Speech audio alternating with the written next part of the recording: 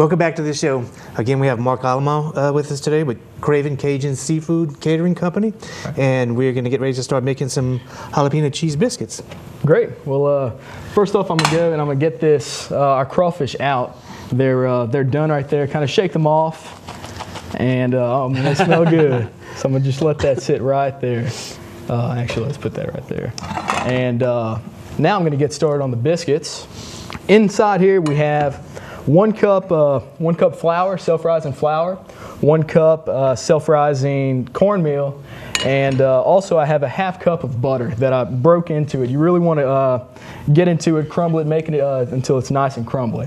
So right now I'm going to add 3/4 cup of buttermilk to this mixture. I'm also going to add buttermilk biscuits. Oh yeah, and then I'm also going to add a cup of sharp shredded cheddar. And 1 whole jalapeno chopped. I love it. And it's good. You want them, if you want them extra hot, you can keep the seeds in. I like them just like this, a little too hot. So what we're going to do, we're going to mix this around. You can put jalapeno and cheddar in almost anything. And Absolutely. And soup biscuits without pancakes. I'm sure you put a good. Oh, I bet that'd be real savory good. Pancakes. We make some savory pancakes. Absolutely. Put sweet in. So we're going to basically making all the flour just moist right there. And now I'm going to get my hands dirty a little bit. Only going to use 1 hand, so I have 1 clean hand. And it's a good idea. That right there. Okay.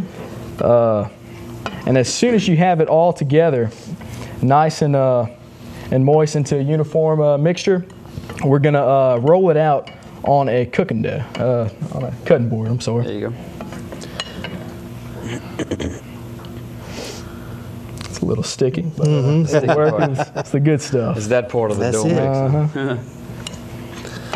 All right. The only bad thing about making dough. Yeah, exactly. You know, messy. But man, the end result's pretty good. Can't go wrong with it. All right, now we're ready to throw it on a cutting board. You get this over here? Yeah, if you can. Put that right here. Move some of this now, for you. To prep the cutting board, I'm just going to lightly flour it with some flour, just to make it so it's not as sticky. All right. How about that? That's perfect. There you go. Get that going. That nice. All right. Just be able to work with it a little bit better. Exactly. We're going to take this mixture, we're going to put it right on top of that flour. And what that flour is going to do is it's going to help it not stick to your hands. And you see right there, all you want to do is get it all together like that. And you're going to knead it 3 to 4 times. You don't want to over knead it and overwork it, because it's going to be too dense of a product. Dense, yeah. Right, so right there we're looking just right. So what I'm going to do is I'm going to roll it out. All right. And this is kind of a country biscuit. We're just not worried about anything being pretty or anything like that. You know, it's the best biscuits. I know. And the great thing about this right here, this technique, is you have no waste. You get it? Yeah, really. Just kind of put it like this, and I'm gonna take my knife and just cut some squares. No round cutters here. We're just going like this. Now we're gonna cut sideways. Just rough cuts like this. Just like that. Just like that. Now we're going to get a greased cutting board right here. And we're going to put all these just on the grease pan. And have your oven preheated at 425. And you're going to want to cook these for, let's see, cook them for about 10 to 12 minutes based on your oven. You want to keep an eye on it. Whenever the edges get golden, kind of golden brown, that's perfect. About there, huh? Right. So we're going to take these, put them right in the oven, and we'll check on them a little later. Sounds good. Gosh. There you go. Right. Thank you.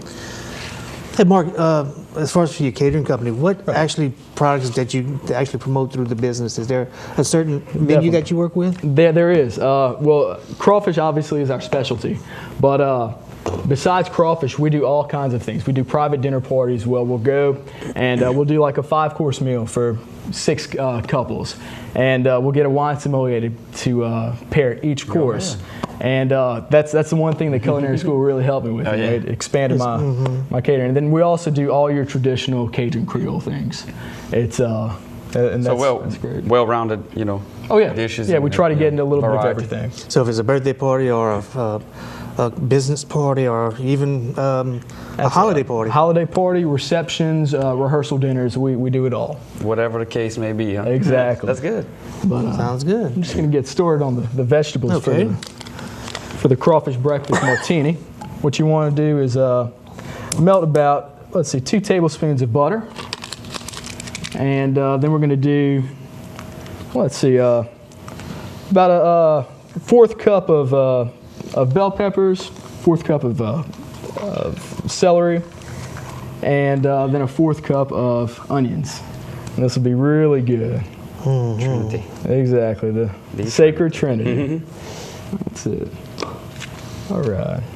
So if you ever have a crawfish ball and you have, like you said, leftover crawfish, these are some really nice dishes that you use. Not to Absolutely. And, something different than the, most people, they always, the norm is when you have boiled crawfish and you have some left over, you make etouffee.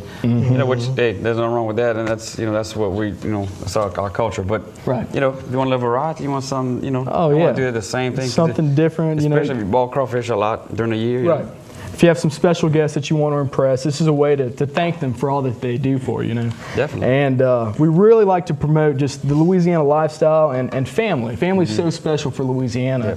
And I really try to help out just the way I can with catering. And I'm sure with 1,000 acres, they have leftover crawfish sometimes. So they look around at the Easter time, we have plenty of friends, I can tell you that. A few leftover crawfish? Yeah. Maybe. Just a little sacks. At least a good handful. Exactly.